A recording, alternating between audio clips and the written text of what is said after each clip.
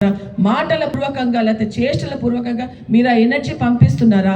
ఏదైతే మనం ఎనర్జీ పంపిస్తామో అదే మనకి తిరిగి వస్తుంది.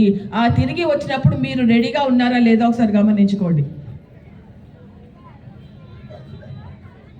ఏది ఇస్తే అదే వస్తుంది. హింసని ఇస్తే హింసనే వస్తుంది, అహింసని ఇస్తే అహింస వస్తుంది, ప్రేమ ఇస్తే ప్రేమ వస్తుంది.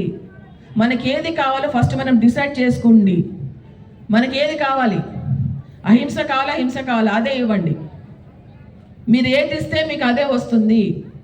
ఈ మంచి భూమిలో ఎనర్జీస్ చాలా ఫాస్ట్గా మారుతున్నాయి. ఏది ఇస్తే తొందరగా అది వచ్చేస్తుంది వాపసు. అదే యాక్సిస్ షిఫ్ట్ అంటే, ఎనర్జీ షిఫ్ట్. అది భూమి ఒక కొత్త ఎనర్జీ ఫీల్డ్ మీద మారుతుంది. అది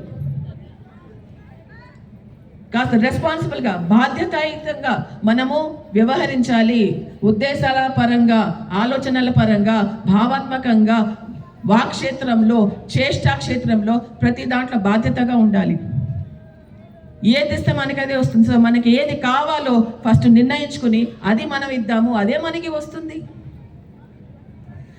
మనకి ఏది కావాలని ఇద్దాము, అది మనకు వస్తుంది. ఎప్పుడప్పుడు వస్తుంది. ఇవాళ పోతే రేపు కాకపోతే ఇంకో జన్మలో కానీ వస్తుంది. కాబట్టి జాగ్రత్తగా మనం ఉంటూ, బాధ్యతాయుతంగా ఉంటూ, అహింసలో జీవిస్తూ, సంసారంలో జీవిస్తూ నిర్వాణాన్ని పొందుదాము.